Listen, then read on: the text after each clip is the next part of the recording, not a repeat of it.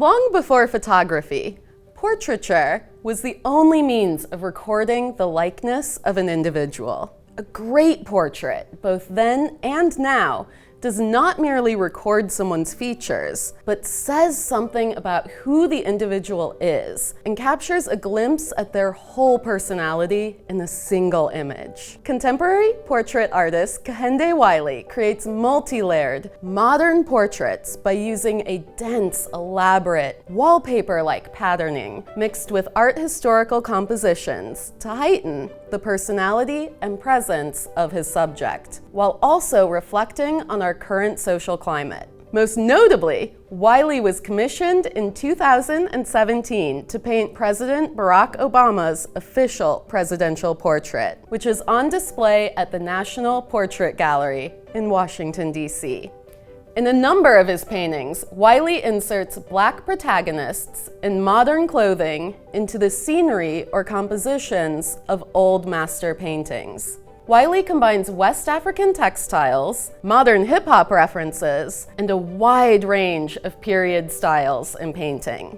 Clearly, even the ideas of Wiley are layered and complex. I want to note this lesson can be used to open up classroom discussions regarding race, class, and even the whole canon of European painting, as it's appropriate. This is a complicated discussion, and I encourage educators to do further research before broaching this topic in depth in the classroom. His portraits are created using oil paint, and his signature wallpaper effect is painstakingly hand-painted. In this lesson, students can recreate the feeling and energy of a Wiley portrait without having to hand paint every element. Printmaking is combined with drawing and watercolor, making this project both accessible and engaging for students. First, students need a subject. I recommend creating a self-portrait or using someone close, such as a family member, because we will begin with a photo. Make a black and white photocopy that fills the page.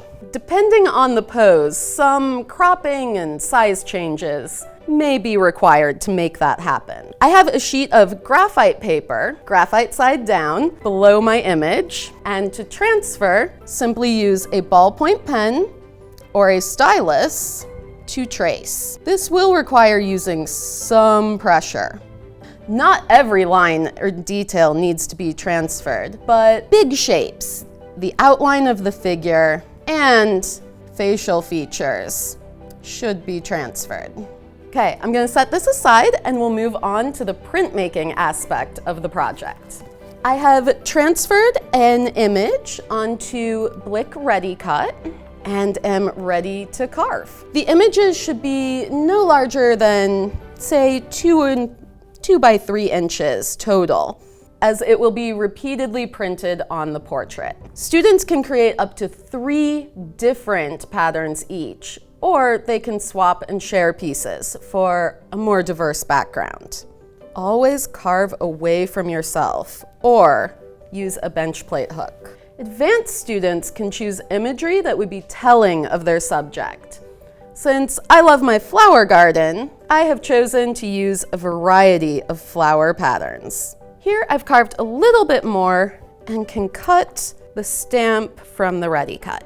It's helpful to trim the edges of the stamp contoured closely to the carved areas so that when printing, each stamp can be placed close to the previous print without overlapping the images. If a few stamps end up overlapping, however, that's okay. It will add to the overall wallpaper effect of the piece. Now we are ready to print. Choose a color of Speedball fabric and paper block printing ink. This is the perfect ink for this process, as it will not reactivate after it dries. This is an important required element for a successful watercolor in the following steps. Roll out the ink with the brayer and coat the surface of the ready cut. This may take a few passes with the ink to fully coat the surface. Press to print and lift carefully.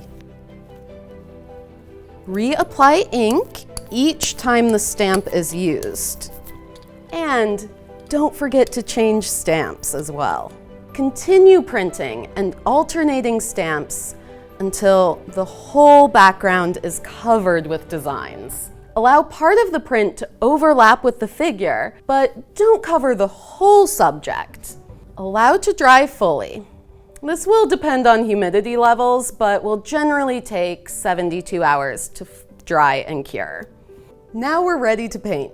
Really, just about any watercolor could be used, but I'm using the Niji watercolor set because it comes with 36 colors and it minimizes the need for mixing and can take away some of the anxiety a student new to watercolor may have.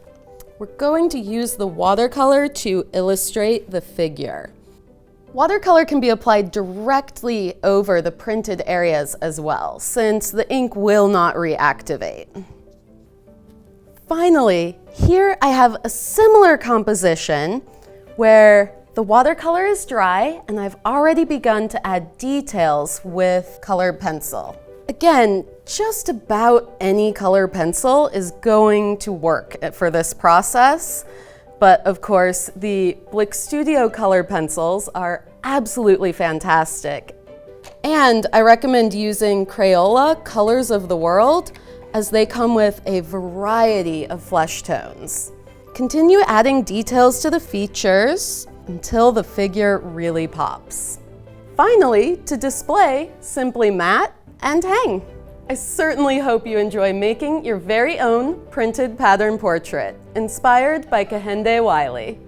For a full list of materials used in this demonstration, as well as a free lesson plan PDF, go to dickblick.com/lessonplans. While you're there, be sure to check out our other hundreds of free lesson plans and videos.